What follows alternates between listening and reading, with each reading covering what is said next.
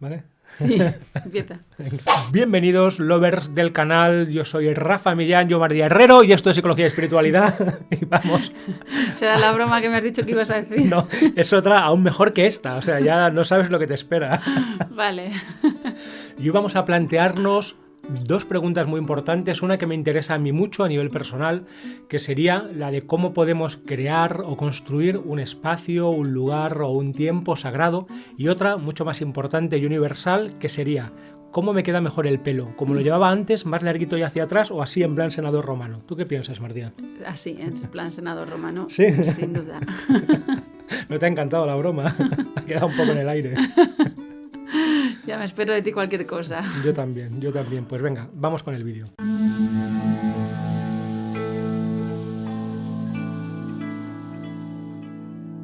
Bueno, y voy a empezar yo, ¿vale? Vale. A preguntarte. Empiezo yo, pero empiezas tú. ¿Qué es un espacio sagrado y cómo podemos construir o vivir o estar en un espacio sagrado?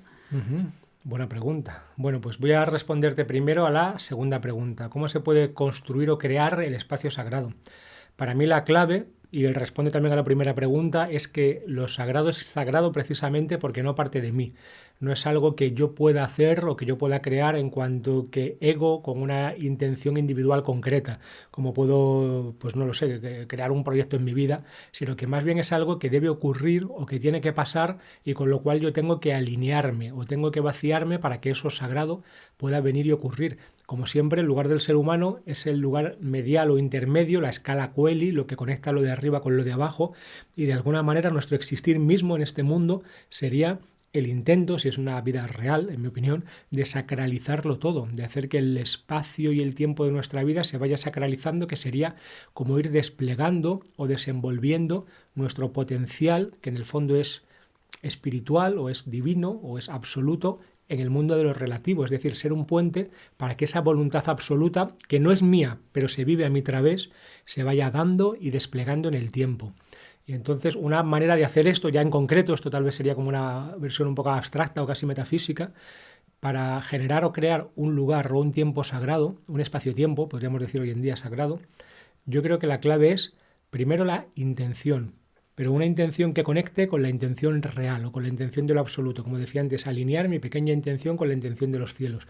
Ya sabes que se dice en las tradiciones y en el sufismo, por ejemplo, que la propia intención genera una especie de ser, es una metáfora, una forma de hablar, que va a trabajar, si es una buena intención, alineada con el universo o alineada con lo real, para traernos aquello que estamos buscando, aquello que estamos deseando. Esto un día lo elaboraremos, porque nos habéis pedido muchas veces un vídeo sobre no todas estas teorías que hay ahora, la línea del secreto, con la que somos bastante críticos, y entonces lo que estamos diciendo en realidad es otra cosa, porque en el deseo se suele decir que uno está alineado con mi deseo como individuo, con mi deseo individual, pero es lo contrario, lo que tengo que hacer es que mi deseo se vuelva universal, no intentar meter el universo en la caja pequeñita de mi deseo y envasarlo al vacío en algo que es para mi ego, eso sería magia negra casi para mí, en caso de que pudiera realizarse, sino lo contrario, ¿no? Ir universalizando mi deseo, ir universalizando esa intención.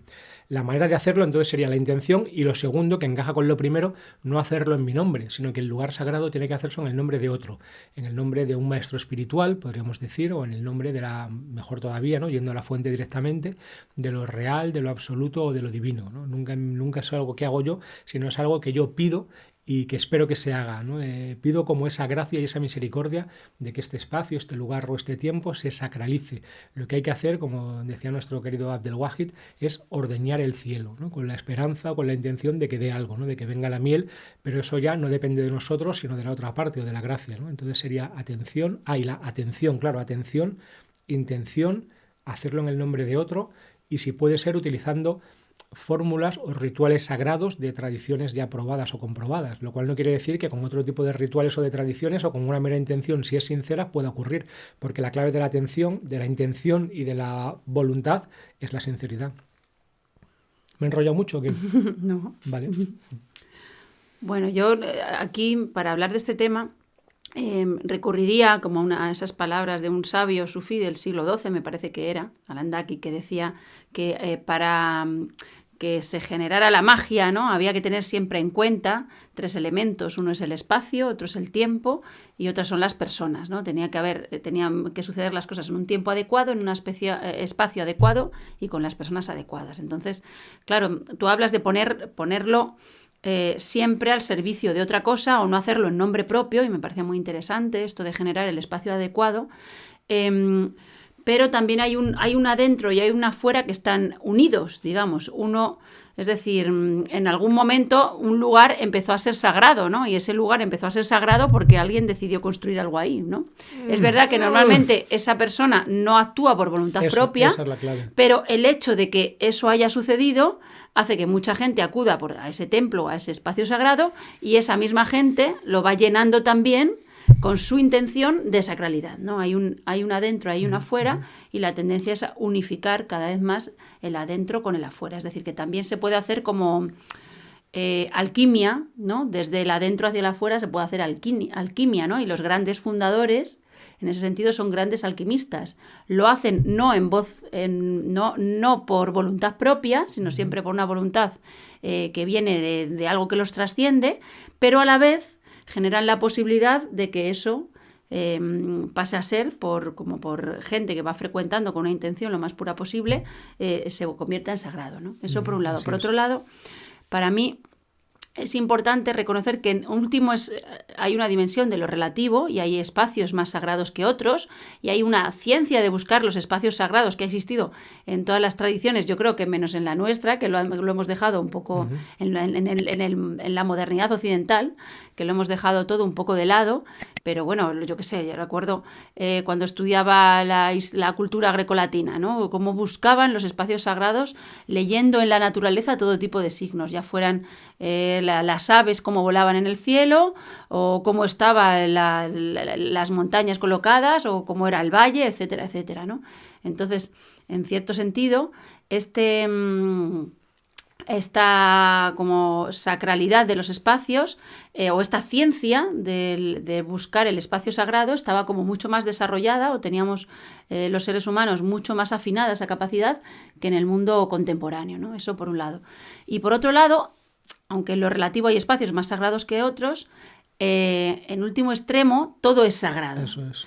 Y hay una invitación a volver todo lo que hay alrededor como sagrado. Esto es algo que he vivido yo este verano. Voy a contar algo personal, pero es que lo viví con mucha claridad porque yo creo que fue como la bendición de nuestras vacaciones este verano. Uh-huh.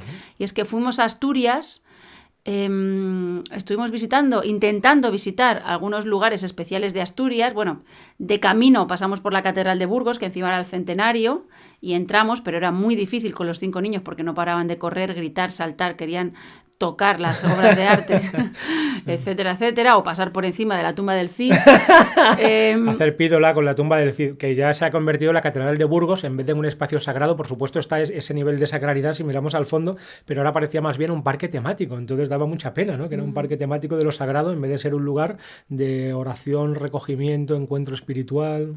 Eso es, ¿no? Y que no haya espacio, que no estén abiertos los templos, o sea, que tengan un horario muy, muy concreto de apertura para que la gente pueda rezar, y el resto del tiempo haya que pagar y se hayan convertido en museos, es decir, que pierdan la vida, ¿no? La vida que hay dentro de los templos. Uh-huh. Eso es muy triste. Pero bueno, lo intentamos con eso, lo intentamos en Covadonga también. Que tampoco fue fácil, ¿no? Estar con los niños por esos espacios sagrados. Todos los sitios, todos los templos ya como construidos a los que intentamos acceder, nos hacían la experiencia de lo sagrado difícil, porque claro, teníamos que estar conteniendo, sobre todo a los más pequeños, conteniéndolos un poco para que estuvieran en silencio, para que no corretearan, para que no molestaran, ¿no? Sin embargo, y esto es lo hermoso, lo bello, y lo que nos conecta con nuestra verdadera naturaleza, si vivimos espacios sagrados allí, ¿no? ¿Qué espacios sagrados podíamos vivir en los cuales los niños podían estar completamente cómodos para desarrollarse, para atender a sus intuiciones o a sus impulsos creativos de niños, ¿no? Pues los espacios eran, todos los lugares que visitamos, unas playas preciosas donde el mar tenía un ritmo maravilloso y donde hacía el sol suficiente para no tener frío, pero también el sol el sol no lo suficientemente antipático como para que molestara, no hacía falta ni llevar sombrilla, ¿no? Tampoco había demasiada gente. Las excursiones que hicimos pues a nacimientos de ríos, de aguas cristalinas, o por valles verdes casi inhóspitos, que parecía que te ibas a encontrar enseguida a un hada o a un duende, o lugares que habían servido de culto en la etapa prehistórica, o incluso el espacio sagrado de la propia Covadonga antes de que Covadonga fuera Covadonga, ¿no? Ajá. Es decir, porque la Virgen aparece allí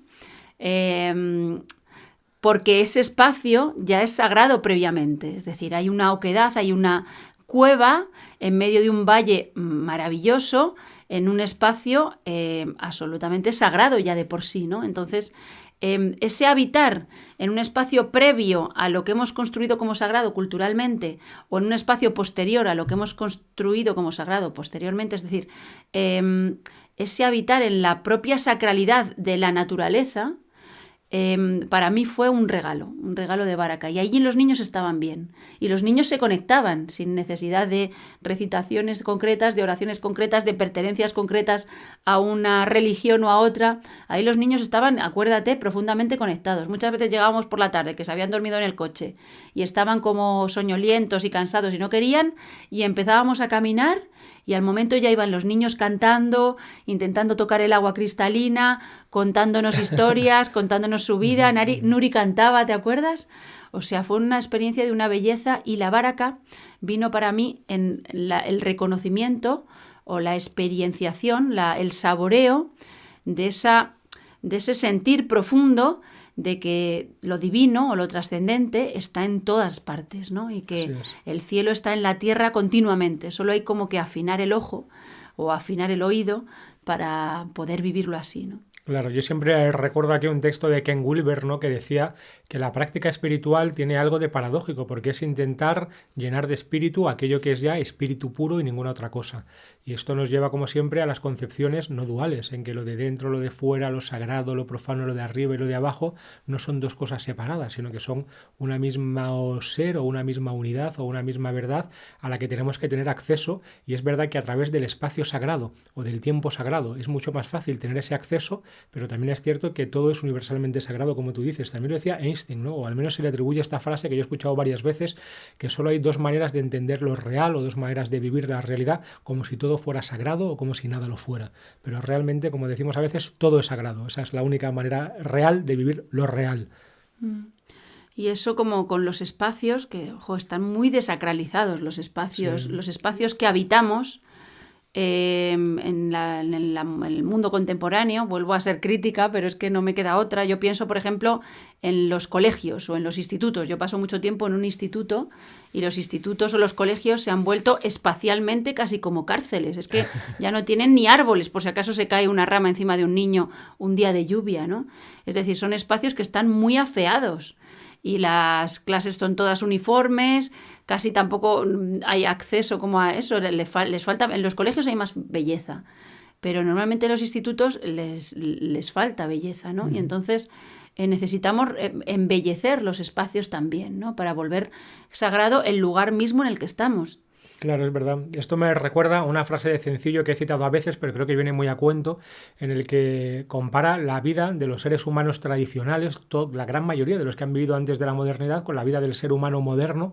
Y sí es cierto que en la tradición o en la antigüedad todo giraba en torno a ese espacio y a ese lugar sagrado. Las ciudades se construían en torno al templo, el calendario giraba también en torno a los meses, lugares, etapas o estaciones sagradas que de alguna manera articulaban y estructuraban todo el tiempo y todo el espacio, de tal forma que había un centro espacial y un centro temporal sobre el que construir mi propia alma. No era un alma descentrada o un mundo chato y desencantado como el del mundo actual, y eso daba a toda la vida un ritmo y un sentido. De tal forma que la vida del hombre tradicional, nos decía Luis Cencillo, era un lento girar en el que cada día era igual que el anterior, un lento girar en torno a un todo cargado de sentido, porque cada uno de los pequeños actos de la vida estaban conectados con ese centro que era precisamente lo que los dotaba de sentido. Y entonces la manera de comer y de bendecir la comida, de caminar, de mirar, de relacionarse con los demás, todo estaba integrado como en un armazón bien trabado, en una estructura unitaria que conectaba con los cielos, de tal manera que cada acto cotidiano podría convertirse en un acto de meditación y de oración y de trascendencia y de sacralidad que conecta lo de arriba con lo de abajo. Mientras que el hombre occidental moderno, en cierta manera, estas categorías son muy artificiales, ¿no? Mientras que el hombre occidental moderno es un rápido girar o un rápido frenesí, ¿no? Un correr rápidamente en torno a nada, porque al final, ¿para qué hacemos cada una de las cosas que hacemos en el día a día, ¿no? ¿Cuál es el objetivo último? ¿Cuál es el sentido? Si no hay un absoluto, es decir, si no hay ya una cualidad de lo sagrado o si no hay un centro, estamos orbitando sobre la nada, ¿no? Sobre un agujero negro que acabará devorándolo todo. Y yo sí que veo cada vez más, ¿no? En el mundo actual, por desgracia, como esta vorágine que no es para nada, ¿no? Y me pregunto muchas veces, bueno, ¿cuál es el sentido último de toda la gente que viene a verme en consulta o la gente que puedo ver por la calle? Y no lo veo. Y cuando hemos vivido en sociedades tradicionales o hemos conocido sociedades tradicionales, ahí sí parecía que todo estaba cargado de sentido, porque en cierta forma el sentido es la manera en que una parte, un gesto de mi vida, un aspecto de mi cotidianidad, encaja o engarza con la totalidad o con lo real. Y si no, lo siento mucho, no hay manera de tener sentido. Nada tiene sentido, estaríamos en la enfermedad del nihilismo puro, ¿no? Ahora al final del vídeo daremos claves concretas para construir un espacio sagrado, unos tips, que esto gusta mucho en YouTube. Y yo también quería sacar a colación un tema, que es el tema del fuego, ¿no? El fuego en el espacio, que ahora que además estamos en otoño y la oscuridad está ganando a la luz, por así decirlo, y el frío está ganando al calor, pues hay una invitación también a habitar más a fondo el hogar que en verano. En verano es otra historia, en primavera es otra historia, pero en otoño e invierno la invitación de la realidad es a que nos metamos en casa, construyamos un hogar y hagamos de ese espacio algo sagrado. Esto, nosotros tenemos una chimenea que no es muy funcional, es decir, no sirve para dar mucho calor, pero sí tiene una dimensión muy romántica porque cuando ponemos el fuego, pues se convierte, todo el espacio cambia de repente, los niños se quedan embobados, pueden estar horas mirando el fuego sin parar, es decir, ahí increíble. Los niños pueden estar atentos y quietos y en silencio, Hashtag, ¿no? Apaga la tablet y enciende el fuego. Sí, y entonces el mero hecho de que el fuego esté presente convierte el espacio ya en sagrado. Esto es maravilloso, ¿no? Porque los elementos más maravillosos que tenemos delante, casi todos, pues son fáciles de conseguir, no son muy caros y son los elementos que nos conectan realmente con nuestro verdadero ser, porque en el fondo de lo que se trata es de alcanzar nuestra naturaleza y la gran metáfora de nuestra naturaleza es la naturaleza. Eso es. Entonces, ahora, con este tiempo invernal, otoñal-invernal, el fuego puede cambiar completamente un espacio, ¿no? Por eso en la mayoría de los espacios sagrados hay velas o hay fuego de alguna manera. Y yo lo noto, ¿no? Como muchas tardes, de hecho, lo que estoy haciendo es irme a buscar al campo madera. Algunos días me voy, como además con la nieve tantos árboles perdieron muchas ramas, hay pequeños bosques cerca donde hay muchas ramas sueltas caídas en el suelo, ¿no? Y las cojo y entonces ya les digo a los niños, a la hora de hacer los deberes les digo, vamos a encender la lumbre y así intentamos hacer los deberes con amor, les pongo música de Kundalini Yoga, ponemos la chimenea y entonces ya parece que de repente los deberes uno los puede hacer, los deberes del cole, es decir, las sumas, las multiplicaciones, los deberes del cole se pueden hacer desde otro lugar. Si eso lo conseguimos con algo como tan prosaico como los deberes del cole, que no podremos conseguir con nuestra propia alma, el sentido de nuestra propia vida o nuestra vida comunitaria o nuestra vida familiar, ¿no? Eso es. Sí. Vuelvo al hilo de lo que dices a la idea de que realmente la naturaleza es el verdadero libro de Dios, es donde están escritos a través de la metáfora del mundo, a través de las metáforas de lo real, cómo funciona lo de fuera y lo de dentro, y también nuestra alma. Para el que sabe leer lo real puede verse a sí mismo y te puedes ver reflejado en la naturaleza. Además, pasear por la naturaleza, en cuanto que es un espacio que, por decirlo así, carece del mundo psíquico, o al menos del mundo psíquico humano, un poco enrarecido hoy en día en muchas ocasiones, es como una limpieza por fuera y por dentro, ¿no? Entonces vuelves a casa renovado. Esto de andar por ahí buscando ramitas y recogiendo tal, es lo que hacen las filólogas, ¿no? Cuando en sus ratos libres irse al bosque. Me encanta, además que no quiero ni comprar troncos, me gusta ir a buscarlos. a ver si aparecen ante mí. Vamos a dar ahora unos tips y unos consejos para cerrar el vídeo, que está quedando ya un poquito largo, sobre cómo construir y hacer el espacio sagrado. Pero antes de eso, quiero animaros a dar respuesta a la pregunta más importante de este vídeo, que es ¿cómo me queda mejor el pelo? Ya tenemos la respuesta de Mardía, pero yo voy a hacer caso a la mayoría, voy a ser demócrata en este caso. Que lo escriban en comentarios. Escribirlo en comentarios, y este tío me parece un idiota, me da igual su pelo, tal, lo que sea, escribirlo en comentarios y yo lo miro. Venga, y ahora tips para crear el espacio sagrado.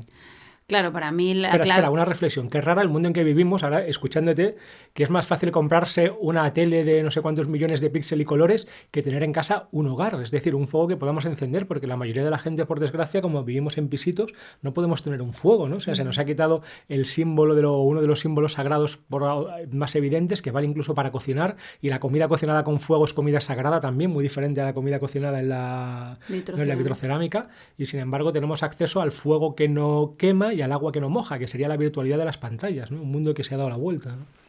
Así es. Para mí la clave de que el espacio sea sagrado la clave está en el amor, ¿no? El amor que tú pones en él, el amor con el que vives en ese espacio. Esa sería la clave, la primera clave, ¿no? Es como un sitio donde hay amor es un espacio sagrado. Por eso los espacios más sagrados normalmente de una casa pues tienen que ver con el lugar donde duermen los amantes, ¿no? Porque ahí es donde se hace el amor, entonces es un espacio muy privado al que casi no se puede acceder, ¿no? Entonces eso sería lo primero. Luego, una vez que haya amor, lo siguiente sería pues utilizar elementos de la naturaleza, el fuego, como hemos dicho, o si no se puede pues tener una chimenea, se puede poner velas, pero algo que el agua, algo que nos lleve como a que nos limpie del universo psíquico, como dices tú, ¿no? Uh-huh. Y que que teja un puente con el ritmo del latido de Dios. Claro, para mí también son importantes los símbolos espirituales, ¿no? Tal vez aquí tengo mi sesgo como psicólogo. Entonces, por ejemplo, estaba pensando antes en cuanto a los lugares sagrados, yo que sé, la Kaaba en la Meca, ¿no? Pues un lugar en el que desde su fundación, ¿no? Pues está gente circunvalándola, y en todas partes del mundo personas dirigiendo su oración, su intención, su corazón, su alma, su espíritu, todo en esa dirección 5 veces al día desde todos los lugares del mundo. Pues ahí hay, claro, una fuerza y una energía que es como en la película Tron. ¿Recordáis esta película? ¿La habéis visto? La película Tron, había una cosa que llamaban las torres input-output, ¿no? Que eran como lugares que desde los programas que estaban dentro del ordenador conectaban con el mundo exterior, ¿no? Que eran como unas torres de luz donde iban con unos discos de información y los ponían ahí, entonces el disco subía así, con una música espiritual, y conectaban con el programador, ¿no? Decían, no se puede... De hecho, esas torres estaban cortadas al principio de la película, y los propios programas no sabían si existía el programador, ¿no? Hasta que ya se mete el protagonista en el ordenador y restituye las torres input-output, y entonces los programas pueden volver a conectar a través de ese rayo de luz con el programador, ¿no? Pues yo imagino que es algo así, que hay lugares especiales, por ejemplo este en Meca, ¿no? Que donde es más fácil conectar con el programador, aunque el programador está siempre presente, ¿no? Entonces se pueden utilizar también para generar el espacio sagrado los símbolos con los que cada uno más resuene o más a gusto esté. En el sufismo pues lo haríamos en esa dirección, en la dirección de la Kaaba, pondríamos el nombre de Allah, el nombre del profeta Muhammad, la paz sea con él, y empezaríamos a cavar un hoyo a partir de ahí, es decir, ir haciendo diariamente oraciones, meditaciones, recitaciones, y ir poniendo intención sobre intención, luz sobre luz, para que ese espacio vaya como cargándose de esa sacralidad y de esa espiritualidad. Y entonces pasan cosas muy alucinantes que a lo mejor deberíamos contar en otro vídeo, qué pasa en nuestros espacios sagrados. Sí, eso está bien, si les gusta, que nos inviten a hacer otro vídeo sobre esto. Vale, ya está. ¿Vale? Bueno, cosas importantes. Hemos abierto un Patreon. De momento tenemos una Patreon que no le he preguntado si quiere que digamos su nombre, así que no lo voy a decir, pero si ella quiere lo diremos a partir de ahora. Estamos encantados. El Patreon es una manera de mecenar y de apoyar nuestro contenido para que podamos ir dedicando cada vez más tiempo a mejorar los contenidos del canal, que consiste en pagos mensuales pequeños de 3 euros, de 5 euros y de 16 euros, creo, y además van con ventajas, ¿no? Damos como características o ventajas a cada uno, ¿no? Pues aparecer al final de nuestros vídeos, comunicarse directamente con nosotros, poder votar qué vídeos queremos hacer, tener un streaming privado con nosotros, bueno, diferentes categorías que podéis ver por el precio de invitarnos como a un café o a un desayuno o algo así, ¿no? ¿Y cómo se hace? Pues hay que entrar ya. Yo digo, si yo me quisiera hacer Patreon, no Mira, sé. eso es lo que yo veo que pasa en este canal, ¿eh? Hay que dar mucha, como tu Profetuber, ¿no? Mucha información ahí de Profetuber.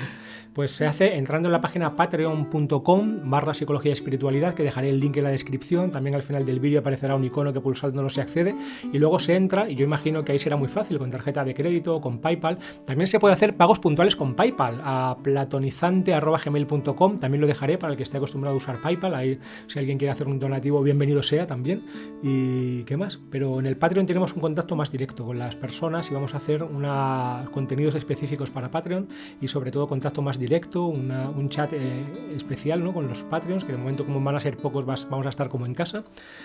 Suscribiros al canal, que también es gratis y sin contraprestaciones, que es muy fácil, darle al botón de suscribirse debajo del vídeo, luego a la campanita, y cuando os pregunten cuántas notificaciones queréis, pues si queréis todas, que es lo suyo, pues le dais a todas. Que luego el YouTube hace lo que quiere, porque ahora va como por otro lado la cosa, pero bueno, yo creo que es una señal. Y dejadnos comentarios, que es otra manera de apoyar el canal, porque yo creo que al algoritmo de YouTube eso le gusta, y darnos likes también, todo lo que sea interactuar le gusta al algoritmo y es una manera de apoyarnos, así ¿no? Ya está. Y ya está. Venga. Y muchas gracias, y ojalá todos vuestros espacios se vayan volviendo cada vez más sagrados, y los nuestros también. Eso es, amén, sobre todo el espacio del corazón. Gracias y bendiciones. Vale. Vale. Perfecto. Ahí está. ¿Hacemos algo más o ya? Ya está.